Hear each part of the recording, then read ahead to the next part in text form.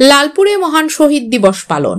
লালপুর প্রতিনিধি এজেড সুজন মাহমুদের পাঠানো তথ্য ও ভিডিও চিত্রে দেখুন বিস্তারিত।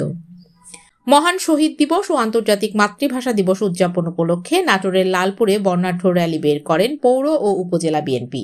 শুক্রবার দুপুরের দিকে উপজেলার শ্রী সুন্দরী পাইলট উচ্চ বিদ্যালয় অ্যান্ড কলেজ মাঠ থেকে হাজার হাজার জনগণ নিয়ে এক বিশাল র্যালি বের করে উপজেলার প্রধান প্রধান সড়ক প্রদক্ষিণ করে আবার শ্রী সুন্দরী পাইলট উচ্চ বিদ্যালয় অ্যান্ড কলেজ মাঠে শেষ হয়। পরে ভাষা শহীদ স্মরণে শহীদ মিনারে পুষ্পস্তবক অর্পণের মাধ্যমে শ্রদ্ধা নিবেদন করেন নাটোর জেলা বিএনপির যুগ্ম আহ্বায়ক ও সাবেক প্রতিমন্ত্রী মরহুম ফজলুর রহমান পটলের মেয়ে অ্যাডভোকেট ফারজানা শারমিন পুতুল। এ সময় উপস্থিত ছিলেন উপজেলা বিএনপির সাবেক সদস্য সচিব ও উপজেলা পরিষদের সাবেক চেয়ারম্যান হারুনুর রশিদ পাপ্পু, গোপালপুর পৌর বিএনপির সাবেক আহ্বায়ক ও পৌরসভার সাবেক মেয়র নজরুল ইসলাম মোলাম, উপজেলা বিএনপির সাবেক যুগ্ম আহ্বায়ক ও বিলমারিয়া ইউনিয়ন পরিষদের চেয়ারম্যান সিদ্দিক আলী মিষ্টু, উপজেলা বিএনপির সাবেক যুগ্ম আহ্বায়ক হামিদুর রহমান বাবু, উপজেলা যুবদলের আহ্বায়ক আব্দুস সালাম, লালপুর সদর ইউনিয়ন বিএনপির সাবেক সভাপতি আশরাফুল আলম লুলু, সাধারণ সম্পাদক রবিউল ইসলাম রবি, ঈশ্বরদী ইউনিয়ন পরিষদের চেয়ারম্যান আব্দুল আজিজ রঞ্জু,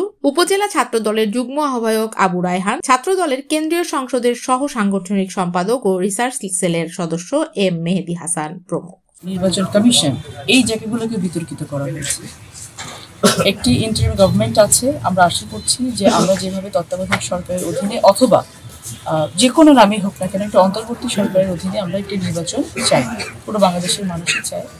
সেখান থেকে অগ্রভূমিকা পালন করছে হচ্ছে বিএনপি, বাংলাদেশ জাতীয়তাবাদী দল, এবং আমরা বহুদিন ধরে এই একটা নির্বাচনের জন্য লড়ে যাচ্ছি।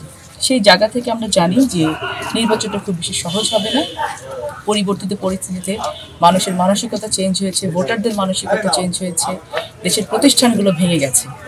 সামগ্রিক বিষয় চিন্তা করে বাংলাদেশ জাতীয়তাবাদী দল কিন্তু চিন্তা করছে যে প্রতিটা আসন থেকে এমন নেতৃত্ব তুলে নিয়ে আসার জন্য যারা ভবিষ্যৎ বাংলাদেশ গড়ার পেছনে কাজ করবে, যারা স্বচ্ছ রাজনীতিবিদ হবে, যারা শিক্ষিত হবে, যারা কালচার্ড হবে, যারা মানুষের কাছে পর্যন্ত যেতে পারে এবং যাদেরকে দিয়ে দেশে বিদেশে বাংলাদেশের নাম উজ্জ্বল হবে।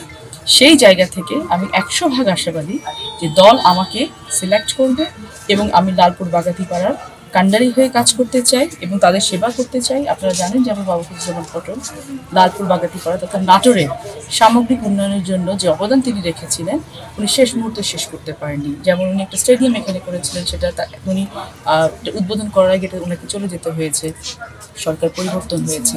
তো এসব কিছু মিলে অনেক কাজ রয়ে গেছে যেগুলো অসমাপ্ত আছে এবং নতুন করে অনেক কাজ করতে হবে। যুব প্রশিক্ষণ কেন্দ্র আছে, আরো অনেক জায়গা আছে, এখানে ফায়ার ব্রিগেড করেছেন, তারপর রাস্তাঘাট থেকে শুরু করে সমস্ত উন্নয়ন তার হাত ধরে হয়েছে।